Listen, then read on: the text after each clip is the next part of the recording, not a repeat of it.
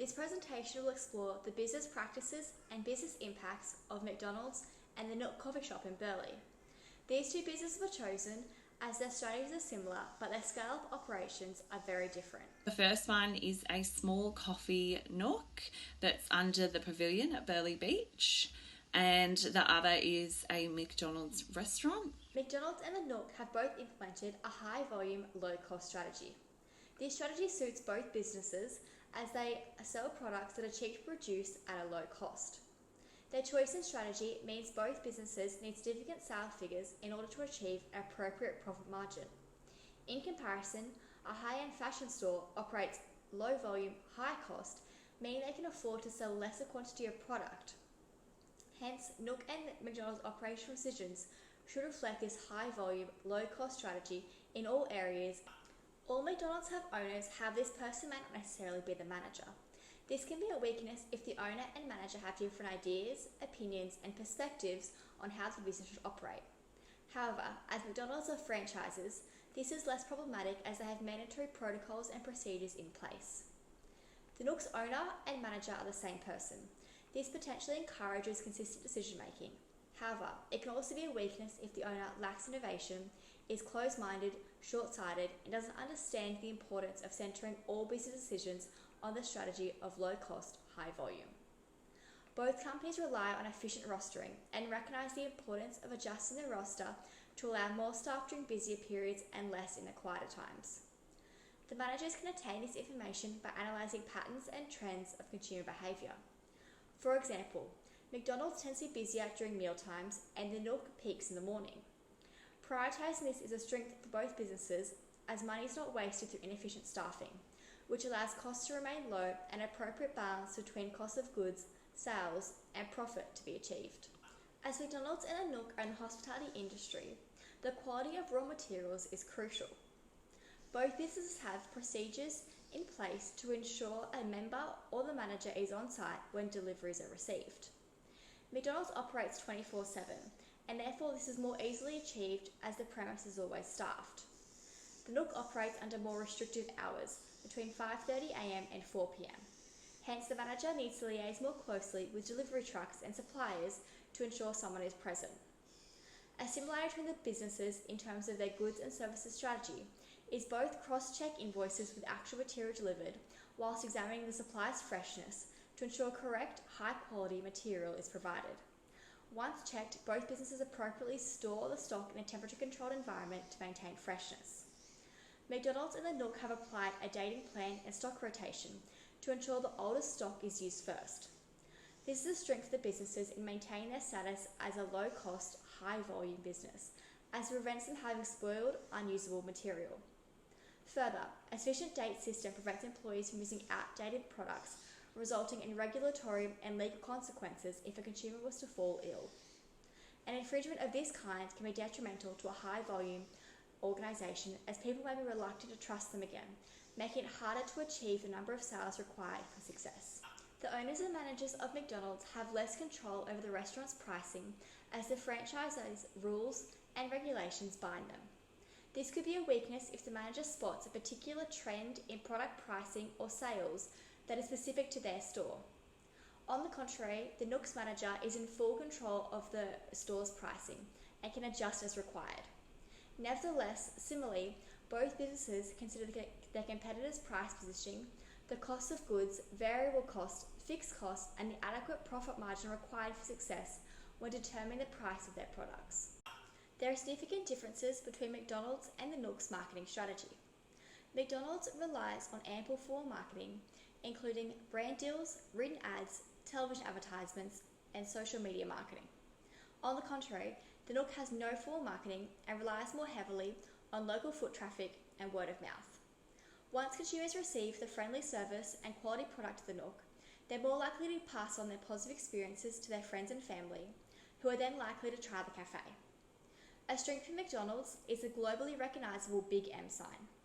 This is the type of form marketing as it attracts the attention of passers-by. People search for it when looking for a convenient, cheap meal, and no matter where you are in the world, it consistently looks the same. The business's positive reputation and brand name acts as a barrier to entry. Companies can attempt to copy the products and low-cost, high-volume strategies of McDonald's and the Nook. However, new competitors may be prevented from entering the market, as they know they can't compete with the brand name and reputation of the Nook and McDonald's that they have worked so hard to establish over the years. This is a strength of McDonald's and the Nook, as they know they can rely on their brand name and reputation in achieving longevity and success. The biggest difference is that the small coffee Nook is a privately owned business. It's considered a small business. It has a smaller number of employees. It takes up less room. It's not as big of a restaurant. Whereas McDonald's is a part of an international chain of restaurants. They're largely distributed around different towns within Australia and different countries around the world. So they're also a global business as well. They can be privately owned in the sense that a franchisee can own part of it. But other than that, they're a part of a larger international group. So they're both similar in what they sell because they both sell food, and that's their product. They both rely on being easily accessible and affordable. They both work off high volume, low cost price positioning, and they both rely on a customer base of basically people just opting to buy food that's already made instead of making it themselves. So when it comes to their marketing strategy, it's very different. So the Coffee Nook really relies on its positioning right off the beach and foot traffic.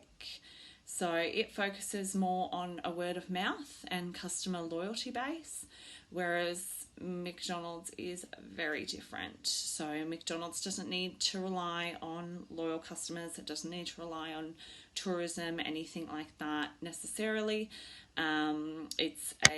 It spends a lot of money on advertisement and a lot of resources towards that. Its dedication to marketing is a lot higher in the way that it's specific in the demographics it targets, what time it advertises, what platforms it uses to advertise. So for an example, if it's advertising on social media or if it's advertising on TV. So that's a lot different to the Coffee Nook. It's a much more thought out process, and there's a lot more time and energy and resources that go into it from McDonald's as a point of the Coffee Nook and how they market. Another thing that the Coffee Nook really relies on is that it's very different to other coffee shops. So in the quality of product that it sells, where it sources its coffee and food, and overall customer satisfaction, whereas McDonald's more relies on its consistency of food. So an example of that is if you get a Big Mac at a McDonald's in one town, you know that when you go to the next town to that McDonald's, the Big Mac's going to be very similar, if not the same, whereas the coffee shop really relies on the fact that it needs to be different to other coffee shops around it. So regarding the people that are involved, for the customer base, it targets the same people. It's not specific to a certain demographic, both businesses. It's not necessarily that they want young people to be buying their food or older people. They just want to sell food. And so it's not specific in regards to who their customers are. It's for everyone, and it really relies on the fact that it's for everyone. In regards to the workers, it's similar in the fact that there's a manager. The manager isn't always in there. They're shift workers. However, the biggest difference is that McDonald's does this on a very large scale. So they have more workers going in and out of the restaurant throughout the day, and that's because they have a larger restaurant, they have more people working, and it's mostly due to a higher movement of product and needing more workers to be there. So both, though, however, still need to contribute to taxation, superannuation, consider workers' compensation, and they both need to still pay wages within Australian guidelines. However, McDonald's probably dedicates a lot more time to how it rosters what age the people are, how long their shifts are to save money. So due to a higher number of employment and workers, there's just a little bit more time and energy put towards that from McDonald's.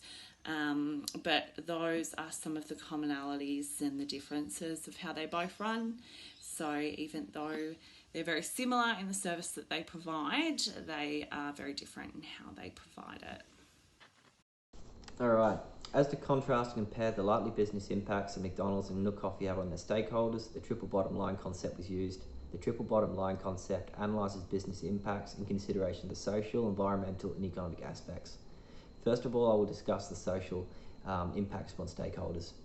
McDonald's have had negative impacts, most notably on their customers. For instance, most of McDonald's foods are high in saturated fat, which studies have found to be a major cause of coronary heart disease, the leading cause of death in Australia. McDonald's have had a negative impact on many of their customers' health and livelihoods, and on the public healthcare system due to their service of unhealthy fatty foods. Coffee Nook, on the other hand, seems to only affect their customers in a positive manner. Coffee Nook provides their customers with a service and products that complement a pleasant social experience, that is, enjoying a coffee, often with friends or family, by the beach. This is likely to positively influence the customer's sense of well-being and aids in providing a sense of community among customers and beachgoers. Coffee Nook also offer much healthier foods than McDonald's and contribute to their customers' good health and well-being. Although some of their foods are high in sugars, such as their donuts, they are much smaller portions and are enjoyed in moderation, in contrast to McDonald's cheap, over-portioned value meals. That being said, McDonald's also positively impacts stakeholders in local communities through such initiatives such as the Ronald McDonald House Charities and through sponsorship of sporting clubs. McDonald's and Coffee Nook have both positive impacts on their employees, although McDonald's at a much larger scale due to their organisational size. It was reported that McDonald's employed over 100,000 people across Australia in 2021, whereas Coffee Nook employ around 10 people. Both Coffee Nook and McDonald's employ young adults, which has had positive impacts on their employees' well-being and the communities in which they live. Employment offers both McDonald's and Coffee Nook's employees the opportunity to contribute and be part of a team as well and improve their skill sets. Alright, I'll now discuss the environmental impacts upon stakeholders. McDonald's is one of the most recognised brands, most popular restaurants in the world. In Australia alone, McDonald's have over 1,000 restaurants and serves more than 2 million people per day, whereas Coffee Nook only have 2 stores and serve obviously a lot less customers. The environmental impacts that McDonald's have due to having so many stores, such a high turnover of customers and product output cannot be overlooked. Although some of McDonald's packaging is now recyclable, a lot of it will still end up in landfill or on the street, which is detrimental to society and the environment. Also, when considering their products, the products that they eat in store, the continued use of single-use packaging, all the products must be questioned. Not only does it create unneeded waste, but also takes energy to create the packaging, which also impacts the environment unnecessarily. As a small business, Coffee Nook's impact on the environment compared to McDonald's is astronomically smaller, but they do share some similarities in terms of the way they impact the environment. Although their coffee cups are made of recycled material, they encourage customers to bring their own reusable coffee cups. Most customers don't, and therefore most coffee cups ultimately end up in landfill, contributing to global warming. Another way in which both McDonald's and Coffee Nook impact the environment is due to the coffee grind waste that finds its way to landfill from both organisations. Coffee grind waste is an organic material, and when sent to landfill, decomposes to produce methane, which is 20 times the global warming capacity of carbon dioxide. And finally, I will analyse the business impacts of both organisations in terms of the economic aspects of the triple bottom line. Once again, due to the difference in organisational size and structure, McDonald's has a much larger impact on stakeholders than Coffee Nook. Firstly, whilst being a franchise company, McDonald's are also publicly traded, whereas Coffee Nook is a privately owned organisation. Therefore, McDonald's have direct economic impacts upon their franchisee owners and their stockholders, whilst Coffee Nook bottom line only directly impacts their owners. That being said, economic impacts for both organisations are still felt by other stakeholders. For instance, both organisations source resources from Australian suppliers, contribute to Australia's GDP, although McDonald's are a much larger contributor. The economic incentives received by suppliers in return for their resources helps support their businesses, families, and also filter down into their communities. McDonald's and Coffee Nook both also impact employees economically through employee remuneration. Both organisations' employees benefit economically from work, and it allows them more financial stability, and once again encourages GDP stimulation as they have more money to spend on goods and services. And finally, both organisations pay government taxes, which helps support the economic prosperity of Australia. So yeah, that's it. Thank you very much.